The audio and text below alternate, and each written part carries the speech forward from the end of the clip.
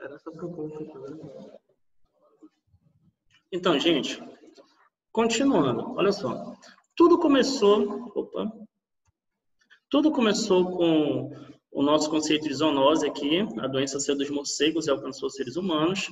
O aumento inesperado dos casos de pneumonia classificou o que estava ocorrendo lá como um surto, tá?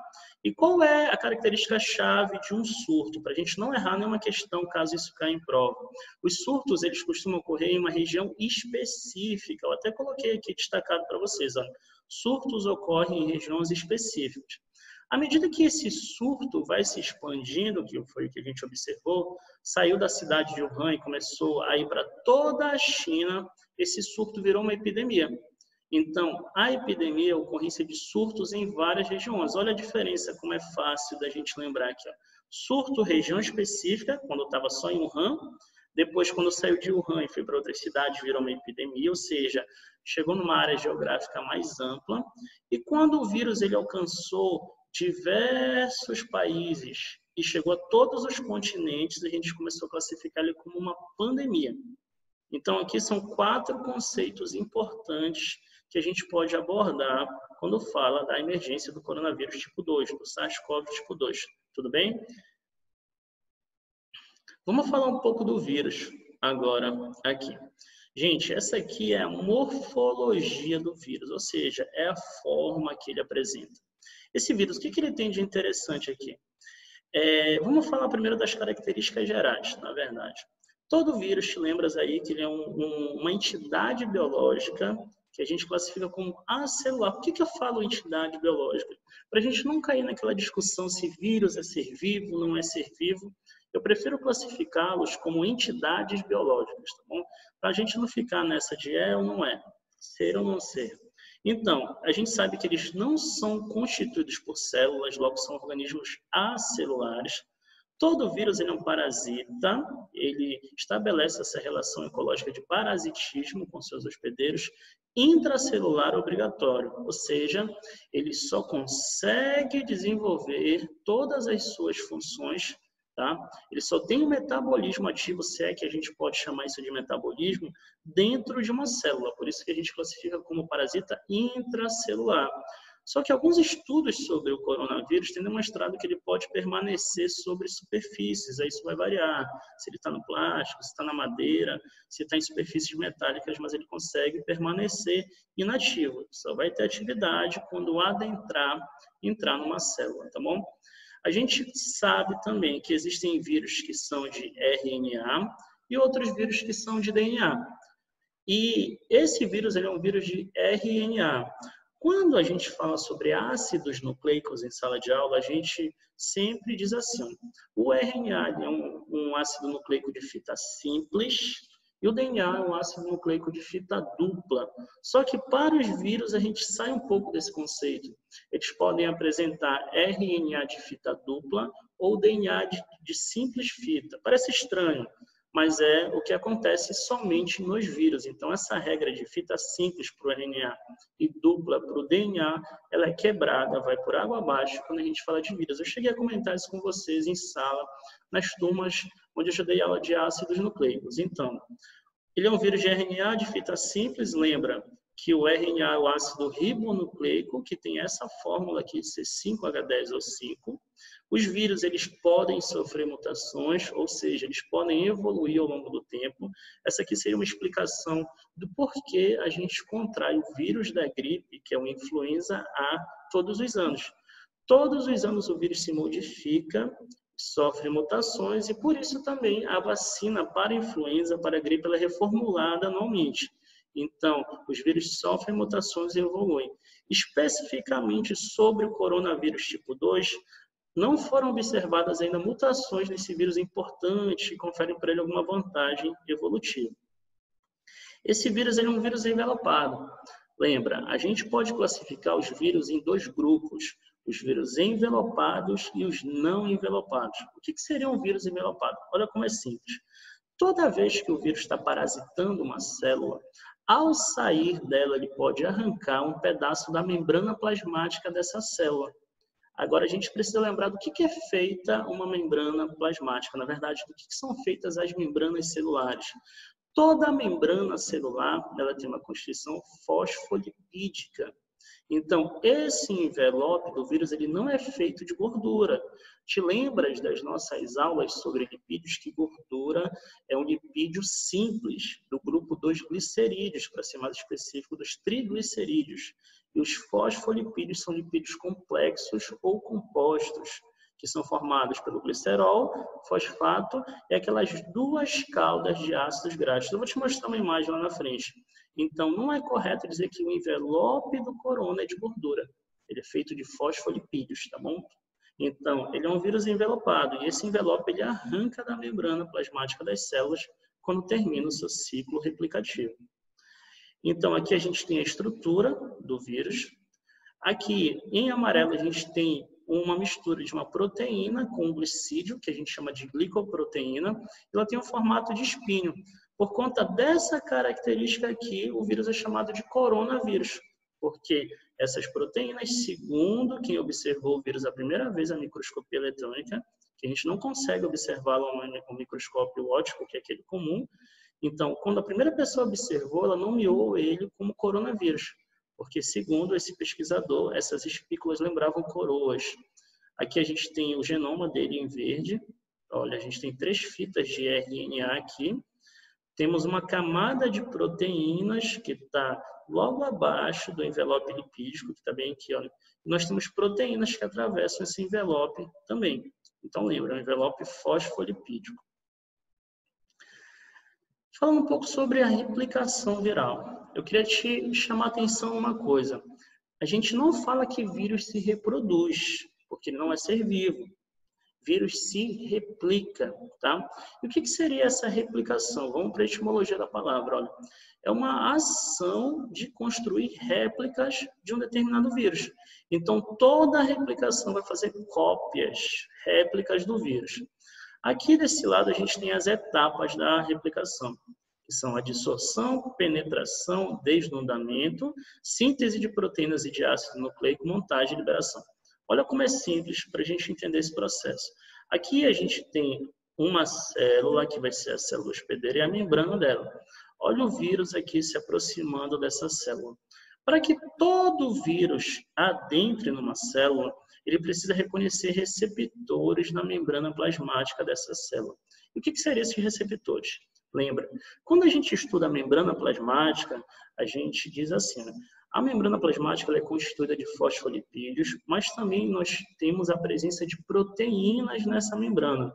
Os receptores que os vírus vão se utilizar para adentrar na célula hospedeira são essas proteínas. E lembra de um detalhe importante, estas proteínas não estão lá acenando para o vírus para ele entrar naquela célula. Elas desempenham funções específicas dentro dessa célula aqui e para toda a fisiologia do ser vivo. Os vírus, como são entidades biológicas muito sagazes, eles utilizam esses receptores para entrar na célula. Então, o receptor está trabalhando para a célula e o vírus acaba sequestrando ele para que ele consiga entrar. Então, nesse primeiro momento, no reconhecimento do vírus com o receptor na membrana plasmática da célula hospedeira, a gente vai chamar isso de adsorção. Tá? Depois que o vírus é adsorvido com D, tá? É adsorção, não é absorção, ele vai penetrar na célula hospedeira. Ao penetrar, ele libera o seu genoma. Olha aqui, ó. Libera o seu genoma e esse genoma, depois desse momento de penetração, ele vai ser desnudado. Ou seja, ele vai ficar como se fosse nu. Vai perder o envelope, perde o capsídeo proteico e vai ser replicado aqui dentro. Vão ser feitas novas cópias, novas réplicas do genoma do vírus. Enquanto isso, em uma outra parte do citoplasma, eu vou ter a montagem de uma partícula nova. Então, de um lado eu faço cópias do genoma e de outro lado eu construo a estrutura do vírus. No final, após a síntese de proteínas e do ácido nucleico, eu vou ter a montagem, que vai acontecer bem aqui, olha, o que ele está chamando de assembly. Então, a gente tem aqui, olha, a montagem do vírus. O que seria a montagem? Seria a união do ácido nucleico dele, que foi replicado, junto com a sua estrutura. Então, o vírus é montado e, posteriormente, é liberado Nessa liberação aqui, olha, quando ele brota da célula, ele leva um pedaço dessa membrana plasmática. Então, por isso que os vírus são classificados como envelopados, nesse caso do coronavírus. Mas existem vírus que não levam o envelope, que não levam um pedaço da membrana plasmática. Logo, eles vão ser classificados como vírus não envelopados.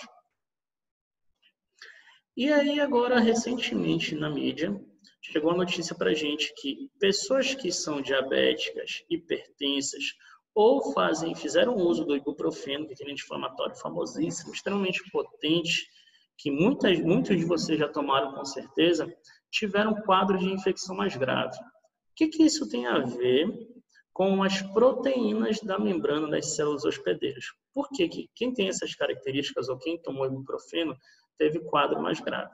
Vamos lá, é muito simples. Ó. Todo vírus ele utiliza receptores na membrana plasmática das células hospedeiras para a sua entrada. Foi o que eu te mostrei aqui no slide anterior. Ele precisa se ligar a receptores para poder adentrar na célula. Esses receptores eles são proteínas da membrana plasmática que trabalham alguma função do corpo, como eu te falei. Vamos exemplificar isso aqui nessa imagem. Presta bastante atenção e olha como é simples. Olha. Aqui a gente tem os fosfolipídios, olha, em azul e amarelo. Olha. Bicamada de fosfolipídios, aqui a gente tem a cabeça, lembra que ela é polar, e as caudas de ácidos graxos. Olha. Aqui, todas tortuosas, aqui a gente tem as proteínas, olha. Proteínas de membrana, e essas proteínas podem estar associadas com açúcares, formando o que a gente vai chamar assim, olha, glicoproteínas, porque são açúcares, glicídios e proteínas. Eu vou ter aqui o glicocálice, aquele tapete de carboidratos, que vai ser importante para diversas funções das nossas células, para reconhecimento, vai estar presente no sistema sanguíneo ABO também. A gente tem aqui aquele lipídio esteroide famosíssimo, que é o colesterol, e todas as outras proteínas que compõem essa membrana plasmática. Então, toda essa estrutura aqui, nesse mosaico que é a membrana plasmática, ela vai trabalhar para a célula do indivíduo. E o vírus ele vai utilizar essas proteínas para entrar na célula. Só que tem um detalhe importante. Olha só. Passei demais. O coronavírus, tipo 2, ele usa especificamente essa proteína aqui, ó, que a gente vai chamar de SEA2. Quem é a SEA2? A SEA2 é uma proteína com função enzimática, então a gente vai chamar ela assim, ó, de enzima conversora de angiotensina tipo 2.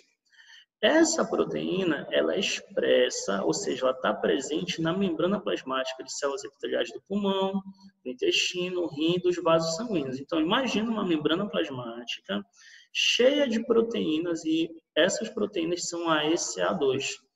Toda vez que o coronavírus tipo 2 encontra essas proteínas na membrana dessas células aqui, que a gente cita o pulmão, intestino, rim e vasos sanguíneos, ele vai se ligar. Então, olha só como é o mecanismo de ligação aqui, ó. É encaixe, chave e fechadura. A proteína que forma aqui a estrutura do vírus se liga a uma proteína específica na membrana plasmática das células, aqui como a gente pode ver, onde eu estou apontando aqui com o mouse, olha só. E essa proteína que o vírus usa para entrar é essa SEA2. Lembra, ela não é a única presente na membrana, a gente tem diversos tipos de proteínas presentes na membrana, mas ele usa essa. Por isso que ele infecta somente esses tipos aqui de células, que acompanham o pulmão, intestino, rim e vasos sanguíneos em menor proporção. Então, todas as pessoas que têm doenças cardíacas, hipertensão ou diabetes, elas fazem uso de um medicamento que faz com que essas proteínas apareçam em maior proporção na membrana das células hospedeiras. Então, quem usa medicamento para tratar essas três doenças aqui vai ter mais receptores SEA2. Quem toma ibuprofeno também tem mais receptores SEA2, eles são produzidos em maior quantidade. Então, se eu tenho mais receptores para a entrada do vírus, eu vou ter mais vírus entrando nas células, causando infecções mais graves. Então, por isso que não é recomendado o uso do ibuprofeno, porque ele aumenta a concentração desses receptores na membrana das células hospedeiras. Tudo bem? Vamos para frente. E aí? Só um momento, gente, por favor. 5 minutinhos de intervalo aqui a gente vai dando. Não? Ah, tá. Na verdade, eu tenho 5 minutos para terminar aqui. Eu já estou terminando, pessoal. Falando aí sobre replicação viral, os vírus eles podem fazer 2 tipos de ciclos replicativos. Para um tipo, a gente vai chamar de ciclo lítico e para o outro, ciclo lisogênico. A gente sempre, quando vai explicar essa questão da replicação viral, a gente fala sobre o exemplo de um vírus que infecta bactérias, que a gente chama de bacteriófago. Fago, de fagia, de comer, bactéria, de bactérias. Então, a gente tem bem aqui o nosso exemplo, olha só. A gente tem aqui o bacteriófago, tá? Nas duas situações, no ciclo lisogênico e no ciclo lítico. O bacteriófago ele injeta o material genético dele na célula de uma bactéria, a qual apresenta aqui dentro um cromossomo bacteriano. Esse material genético do fago vai ser replicado, vão ser feitas cópias, e lá dentro eu vou observar a montagem de novas partículas do bacteriófago. Quando essas partículas terminarem o seu ciclo replicativo, essa célula vai ser lisada, liberando novos vírus que vão infectar outras células. Então, toda vez que ocorre um ciclo lítico, o vírus, ao final do seu ciclo replicativo, ele acaba lisando a célula. Então, o lítico, ele lisa, destrói a célula. Já no ciclo lisogênico, quando o vírus coloca o seu material genético no citoplasma da célula, esse material genético ele se une ao cromossomo bacteriano. E toda vez que a célula se divide, ela leva um pedaço aqui em branco. Olha, a gente tem o cromossomo bacteriano em roxo, e aqui em uma cor mais clara, o DNA, o material genético desse vírus. Então, toda vez que a célula se divide, ela leva esse material genético junto com ela. E aí, não necessariamente ela vai ser lisada. Ela pode ter várias fases de multiplicação celular sem sofrer a lise, igual a gente observa aqui. Mas só que eu posso ter em um determinado momento o ciclo lisogênico pode virar ciclo lítico. Esse exemplo aqui do ciclo lisogênico é o que acontece no HIV. Por que a gente demora tanto tempo para perceber sintomas em uma pessoa que foi infectada pelo HIV? A gente pode levar até 10 anos para observar esses sintomas, porque o HIV ele faz o ciclo lisogênico. O vírus coloca o material genético dele junto com o nosso cromossomo e as nossas células ficam se reproduzindo normalmente, até que chega um momento que ele começa a sair do ciclo lisogênico e entrar no ciclo lítico, levando a lise da célula. Tem se falado muito nessa semana aqui sobre prevenção, sobre uma possível vacina para o coronavírus. Então, como é que isso pode ser abordado no Enem? A gente tem 2 tipos de imunização. Um tipo que a gente vai chamar de imunização ativa e outro que a gente chama de imunização passiva. A imunização ativa é a seguinte, é quando o organismo é estimulado a produzir anticorpos após ter um contato direto com o antígeno. Então, a gente está se imunizando ativamente. Olha como é simples entender a diferença da passiva. Na passiva, a gente não produz anticorpos. A gente não está sendo imunizado de forma ativa. Nosso corpo não está ativo produzindo anticorpos. Na passiva, a gente recebe anticorpos prontos, que são produzidos normalmente em outro organismo, em coelhos, em cavalos. Essa imunização ativa, na qual a gente produz anticorpos, ela pode ser natural ou artificial. Toda vez que a gente se imuniza de forma ativa e natural, é quando a gente contrai doenças. Então, se eu estou infectado, eu estou imunizado de forma ativa e natural. É o que acontece com quem contrai doenças e não desenvolve ela outras vezes. É uma imunização natural e ativa. Só que quando a gente se vacina, o nosso corpo ele é estimulado a produzir anticorpos. Mas é uma imunização ativa artificial, tá bom? Agora, quando nós somos amamentados ou quando na vida intraembrionária, lá dentro do útero das nossas mães, esses anticorpos passam pela placenta, a gente diz assim, é uma imunização passiva e natural, porque a gente está sendo imunizado naturalmente pela amamentação ou quando esses anticorpos estão passando pela placenta para imunizarem a gente, os anticorpos maternos, tá bom? Quando a gente se imuniza de forma passiva e artificial, é quando nós tomamos o famoso soro terapêutico, tá? Soro antiofídico e outras situações, tudo bem? Então, imunização ativa e passiva. Agora, vamos fazer uma breve diferença entre soro e vacina. No soro, a gente tem um tipo de imunização passiva, porque a gente não está produzindo anticorpos, a gente está recebendo esses anticorpos. Na vacina, a gente tem imunização ativa, estamos produzindo ativamente anticorpos. A gente pode ter aqui no soro e na vacina vias artificiais de imunização, diferente do que a gente viu no caso das vias naturais. O soro, toda vez que a gente recebe o soro, a gente diz que a gente está se imunizando de forma artificial. O soro, ele é constituído de anticorpos, então nós estamos recebendo anticorpos. Na vacina também é uma imunização artificial e na vacina a gente recebe os antígenos. O que seria um antígeno? Seria uma proteína do vírus ou da bactéria, ou o vírus e a bactéria inteira que vai estimular o nosso sistema imunológico a produzir anticorpos, tá bom? Então, quando a gente entra em contato com o antígeno, a gente está se imunizando de forma ativa. No soro, a resposta é imediata, porque a gente já está recebendo os anticorpos, e na vacina, a resposta é posterior, leva um tempo para ser desenvolvida. Mas tem uma diferença. No soro, o tempo de ação ele é curto. A gente tem uma resposta imunológica temporária. A vacina não, tem uma resposta imunológica duradoura. Por isso que muitas vezes a gente recebe somente uma dose de uma vacina e fica imunizado. O soro é utilizado normalmente em intoxicações por venenos, toxinas, para prevenir a rejeição de alguns tecidos e órgãos que o indivíduo pode receber. E a vacina é contra vírus, bactérias e parasitas, em algumas vezes. Para finalizar aqui, por que a gente usa álcool e sabão para eliminar o vírus? O Mariton vai falar disso com mais detalhes para vocês. Mas lembra do que eu te disse? Esses vírus são envelopados, eles apresentam um envelope fosfolipídico. E esse envelope, o vírus adquiriu, ele roubou lá da bicamada fosfolipídica da membrana plasmática. Lembra de um detalhe para a aula do Mariton, olha. Todo fosfolipídio ele tem duas caudas de ácidos graxos. Olha aqui, o ácido graxo insaturado, bati muito em sala sobre essa questão.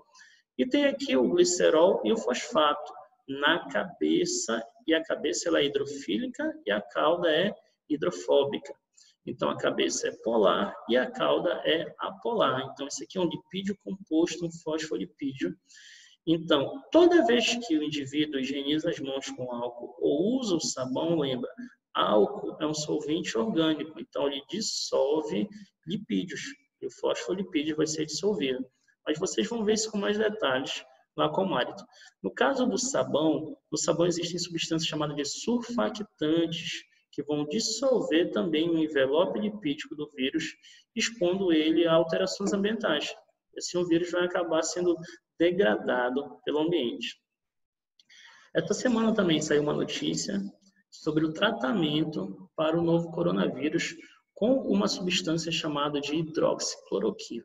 Essa substância aqui, gente, ela é muito famosa no tratamento da malária, tá bom? Eu queria chamar a tua atenção em uma coisa antes de começar a falar dela. Vírus é tratado com antiviral, tá bom? Eu vou deixar uma lista de questões para vocês hoje, que a gente vai falar muito de todas essas características dos vírus relacionadas ao corona. Então, não sai falando por aí que você vai tomar um antibiótico para tratar uma infecção viral ou um antigripal.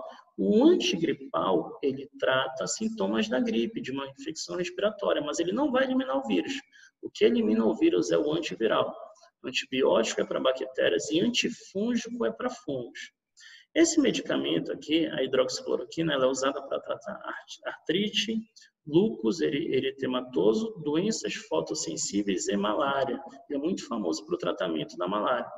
Descobriram recentemente alguns estudos que ele é um potencial antiviral, ou seja, ele consegue eliminar o coronavírus. Como? Ele aumenta o pH intracelular, lembra que o vírus está lá dentro da célula, e se tem alteração nesse pH, o vírus vai ser eliminado, não vai conseguir realizar o seu ciclo replicativo, e também ele bloqueia a entrada do vírus, porque, desculpa gente, ele modifica receptores, os receptores SEA2 que o vírus utiliza.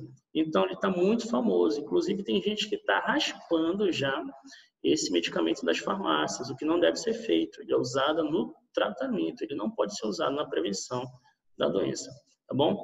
Então, pessoal, era basicamente sobre isso que eu tinha para falar com vocês aqui. Eu já extrapolei meu tempo um pouquinho. O Fernando já está aqui puxando a minha orelha. Ainda hoje eu deixo o material para vocês. Essa foi uma live teste para a gente saber como é que vão ser essas aulas nesse período de pandemia. Fiquem em casa. Vocês estão vendo que os shoppings já foram fechados, os bares, tudo parou de funcionar. Então, parem de querer ficar passeando pela rua. Eu só vim aqui hoje por causa de vocês. Eu queria aprender a usar. E aí, para que a gente possa fazer um trabalho legal daqui para frente, tá bom? Se cuidem, de sucesso. Coração para vocês.